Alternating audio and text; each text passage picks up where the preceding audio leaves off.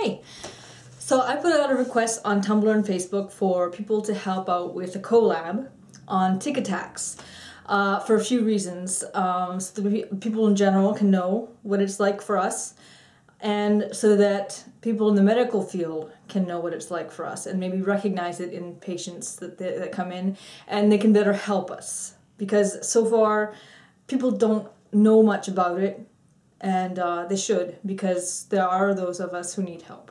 And I actually found research on tic attacks, which there isn't much of it thus far, but I found the definition of tic attacks. Tics occur in one or more groups of muscles in a stereotyped and repetitive manner. The episode is sustained for at least several minutes or hours. During the episode, the patient is unable to suppress the tics and they intrude into normal activities. The episode is in clear consciousness. They also note that in Tic Status, the tics were different from pre-existing tics by being more severe, complex, and long-lasting. And in a very complex way, they say basically that we have trouble breathing during a tic attack, that incessant movement has caused cardiorespiratory difficulties. So that is what a tic attack is, and I'm going to have my friend interview 4 of us on tic attacks. Do people often mistake your attacks as epilepsy? Because of how they look, they can easily be mistaken for epilepsy. Actually, no. Because most of the time, whenever I had my episodes, I needed 24/7 care, like around-the-clock care, and, you know, everybody around me understood what they were. But when they would happen out in public, you know, my parents and whoever was with me basically got it under control so that we could, I guess, so that we could regain just control of the situation, so we didn't have to have other people jump in. Because granted, I wasn't really allowed to go anywhere on my own. Not allowed, but I just wasn't on my own. And that was, well, it sucked. Yeah. Whenever people don't know what's going on, when people don't know that I have Tourette's, they just assume that it's epilepsy, that I'm having a seizure, because it's a lot more common to see people having a seizure than to see people having a tic attack. So yeah, it's usually people who are just out in public and stuff, but people who I've told, they don't really understand, but they get that it's Tourette's and they get that I'm not having a seizure. Yes, they do. Not my family and friends, obviously they know what's going on, but if I have to push my panic button and help comes, then it's possibly the police or an ambulance, and they may or may not know me already, but those who don't know me and see what's going on, they assume right away, oh, it's epilepsy. Are you able to talk when you have a tic attack? This is another reason why they don't get mixed up with epilepsy or pseudo seizures, what have you, is because when I'm having a tic attack, my eyes are mainly closed through the whole thing, otherwise I'll get really dizzy and get a bad headache. But I can talk. I mean, I can communicate with you just fine. I could tell you, you know, I usually, if I have friends over, I'll tell jokes, I'll make light out of the situation, because I don't want them to feel as bad as I'm feeling, basically. No. When I'm having a tic attack, all my muscles are really clenched, so my jaw is clenched shut, so I can't talk. Like, I can't open my mouth to talk. I probably could talk if I could open my mouth, because I can think clearly. I am very focused on freaking out that everyone can see me on the floor, like freaking out on the floor, but yeah, I can't talk during a tic attack. I can't speak. I'm just completely locked up, just like sitting there and like this on the floor. And, like, my roommate asked during this attack a couple days ago if I was cold, which actually was cold because I didn't have a jacket on when I was on the floor, and it is winter right now and the apartment's not that warm, so I was cold, but I couldn't tell her that because I couldn't speak. I couldn't like even do like hand motions or like blink once for yes, blink twice for no, that kind of thing. Yes, I am. Sometimes with difficulty, but I can speak. And sometimes I just have to wait until a moment where I'm capable, and I can speak actually rather well. Are you aware of what's happening when you have a tic attack? I am, but during most of mine, my eyes are closed. So, I'm aware of what I can hear and what I can feel. So if someone were to come and try to move me, or, which has happened before, hold me down, which is not helpful at all, I can feel that. Or I can hear people's voices, which a lot of the time is really helpful to know what's going on. But I can't see what's going on. So, yeah, but I am aware and I can think clearly, so I know what's going on around me. And I'm aware of myself. I'm aware that I'm having a tic attack, and I'm aware that I'm moving my body in ways that I can't control. I'm aware of what I hear, of what I see. I am aware. I'm totally conscious. I usually have my eyes closed, but and I'm often in such movement that I can't really focus on any one thing or person. And if someone comes in the room, maybe I don't necessarily know who it is. I just know someone entered. Sometimes people say, okay, so and so entered the room. But I can hear everything that people are saying. So if someone is saying something negative or positive or just helping me out or anything at all, I can hear them.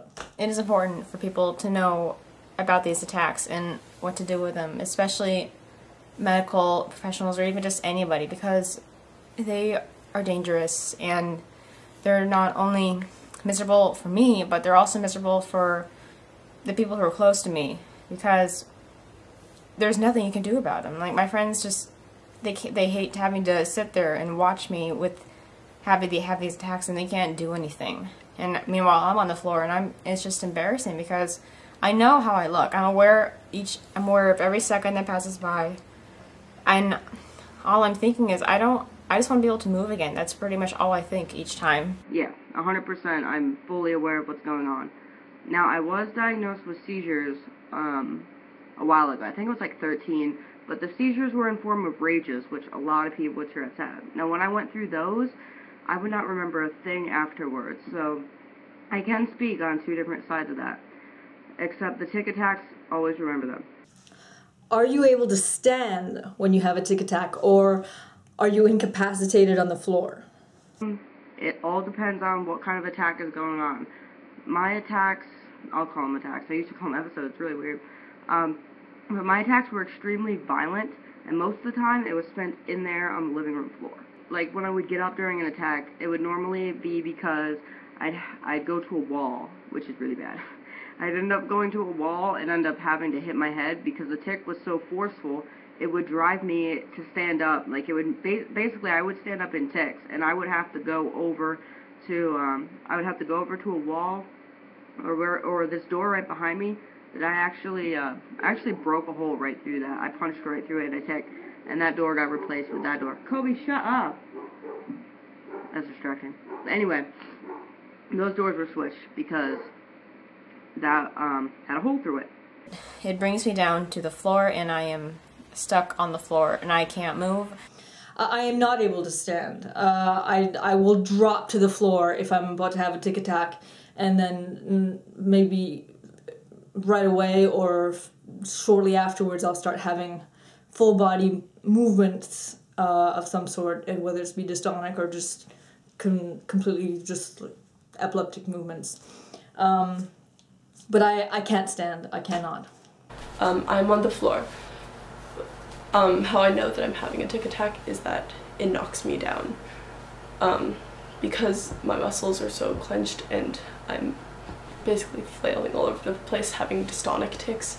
That's not really possible for me to have while standing up.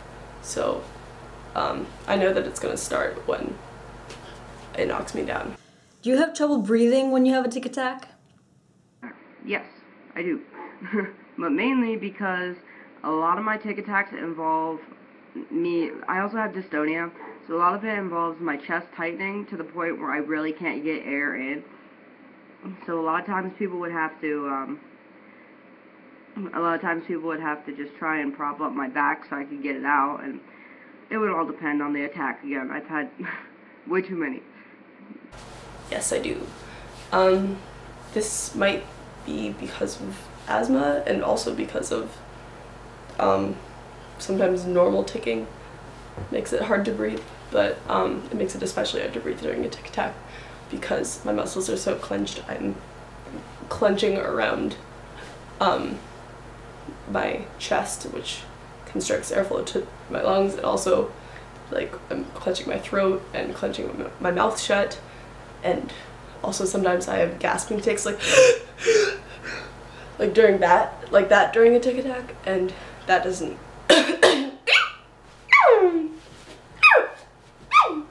sorry, that doesn't help me breathe better.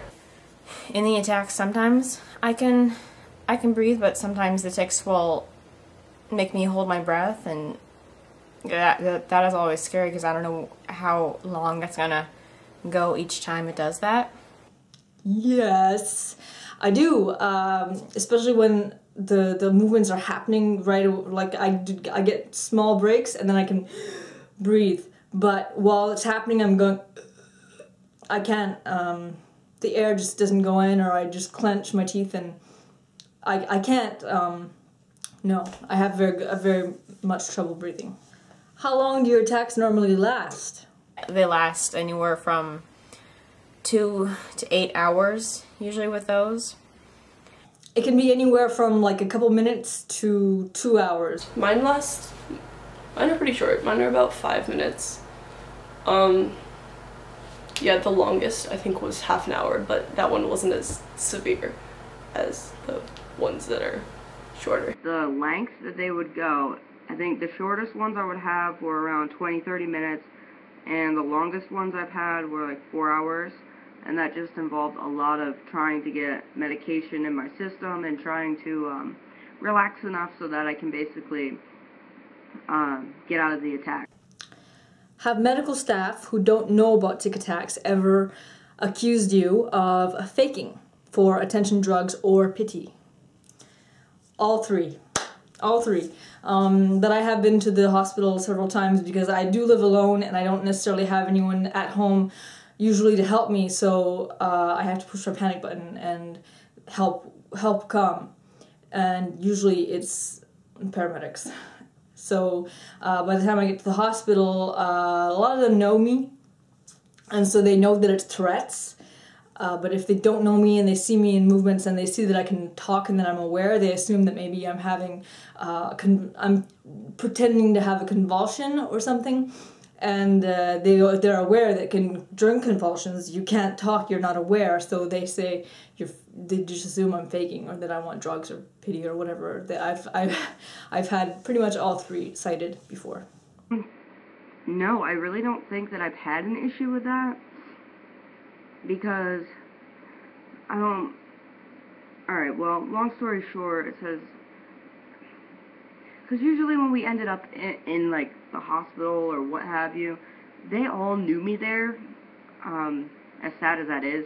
They all know, you know, right when we walk in, my parents are with me. I even had friends come with me to the hospital.